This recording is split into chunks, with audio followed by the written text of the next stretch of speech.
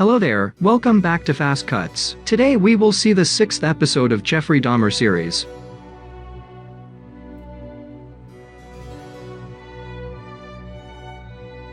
In the last episode we saw Jeff taking a boy to his apartment. This episode is about what happened to that boy. So let's see what's going to happen ahead. Year 1960. A boy was born in a hospital. His name was Tony. He was born in the same year as Jeff. Everybody in his family is in full of joy because of his birth. He was his family's first ever boy. A father and mother is sitting in a hospital is the next scene. Tony is now 1 year old. He was accompanied by his 2 sisters and grandmother. A nurse comes out and asks them to come inside. They have come to the hospital as Tony has an illness. Tony's mother says, "Doctor, he is not making any kind of sounds. I'm really afraid." The doctor says, "We looked at all his scanning reports. Didn't you give him antibiotics as he had pneumonia before? Because of that, his hearing capacity have decreased, along with he lost his talking ability too. So he's deaf now." With lot of grief, his mother says, "Is he really deaf? Didn't I give the exact same medicine you prescribed? How come he became deaf now?" The doctor says, "Yes. Usually, antibiotics are given to treat pneumonia. Some people will have to suffer its side effects. Tony got this kind of side effect." Tony's mother becomes too sad hearing all that. Years passed. Tony is now all grown up. It's year 1991. The year in which Jeff was arrested. Tony is a gay and is seen dancing in a pub. He meets a boy there. That boy goes to talk to Tony with an intention of making Tony as his boyfriend. Tony replies by writing to everyone. The boy who understood Tony is deaf leaves him saying that, "I'll be right back." But the boy left to not return at all. Tony is drinking beer with his friends is the next scene. Tony gestures to his friends without writing it on a paper. As they knew his sign language, Tony gestures, "I'm fed up. I can't even get a boyfriend." Tony's friend says, "Don't be sad, Tony. You'll definitely get a good boyfriend." One among the friends asks, "What's your goal, Tony?" Tony gestures, "I want to become a model. That's my goal." Friend asks, "Do you really want to be a model?" Tony gestures, "Yeah, isn't my body perfect for modeling? I really want to be a model." Then all of them talks and have fun for a while. Tony and his family is having food together is the next scene. They asks Tony, "What's up with your job searching and all? Did you get any job yet?" Tony gestures, "Nothing really happened. I'm thinking of moving to another city. I'm not going to get any job here." Everybody finishes their food and leaves, except Tony and his second older sister. She asks, "So did you get any boyfriend yet?" Tony gestures sadly. Everybody leaves just after they realizes I'm deaf. She says, "Don't worry, you are going to get a good boyfriend soon." She hears somebody knocking on the door. She asks Tony to look who that is. When Tony opens the door,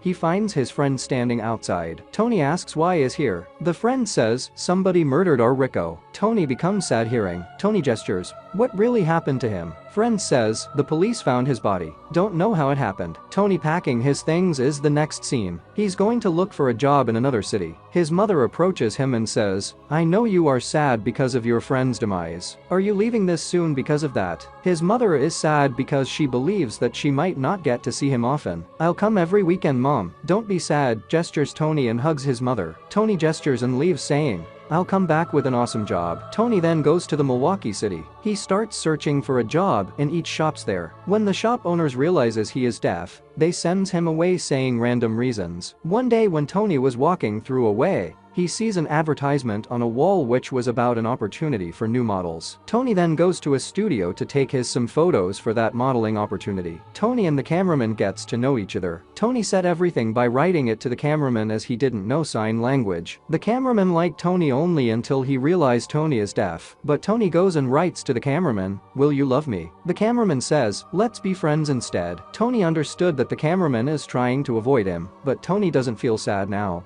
as he got used to it. This others avoiding him for his deafness thing. Tony going back to home on a weekend is the next scene. They're at home. As usual, everybody had food together. Tony's big sister who's pregnant tells him, "Tony, I'm going to have a baby soon. We are going to give him your name, Tony." Surprised, Tony goes to hug her and gestures, "Are you really going to give the baby my name?" Tony dancing in a pub is the next scene. Even though he couldn't hear any music, he pretends like he hears it and dances the way he wants. At that time, Jeff comes there and starts staring at Tony. While dancing, Tony notices Jeff looking at him. Tony then goes to sit with Jeff and they both gets to know each other. Tony writes to Jeff on a paper, "What was your name?" Seeing that, Jeff asks, "Are you deaf?" Tony replies, "Yes." But Jeff, unlike everybody who leaves Tony, once knowing that he's deaf, chooses to sit with him only because Jeff felt like having sex with him. They starts dancing together then. While dancing, Jeff asks him, "Can I bring you a beer?" But Tony gestures no. Then Jeff begs him to have beer, saying,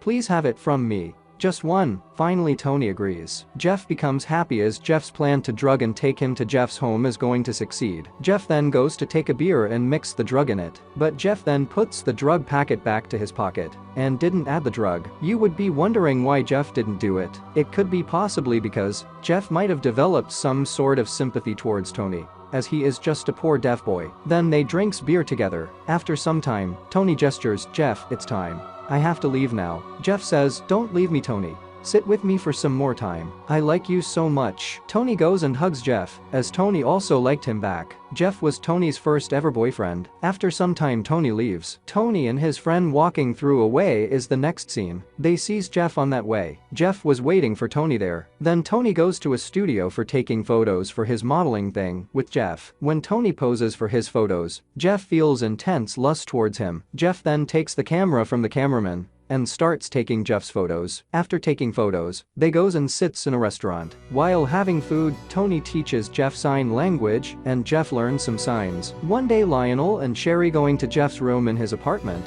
is the next scene. Lionel looks all around Jeff's room and then both of them goes and sits on a sofa there. Then they asks Jeff about his future plans. Jeff says, "Dad, I goes to job every day now. I could even get a promotion soon. You guys don't have to worry thinking about me. I only drinks once a week now, so I don't create any kind of problems here." Jeff explains his condition there to them. Lionel becomes happy hearing that. Lionel starts thinking that Jeff has changed. Jeff, who still has vicious intentions, then goes on and says, "Dad, I want to thank you a lot. If you haven't thrown me out of that home, I wouldn't be leading this good life now. Because you threw me out of that house, I learned how to lead a proper life. I've changed a lot, Dad. I'm thanking you for everything you've done for me." Jeff and Tony dancing in the pub is the next scene. They then enters the road. Jeff invites Tony to his apartment. Tony happily agrees to go. As both of them are officially couples now, they goes to Jeff's apartment happily. Then Jeff takes Tony to his apartment. This was the end scene of the last episode. Then both of them goes to Jeff's room. As Tony was going to Jeff's room for the first time, he observes the things there. Meanwhile Jeff brings them beer. Jeff tries to mix the drug in Tony's beer,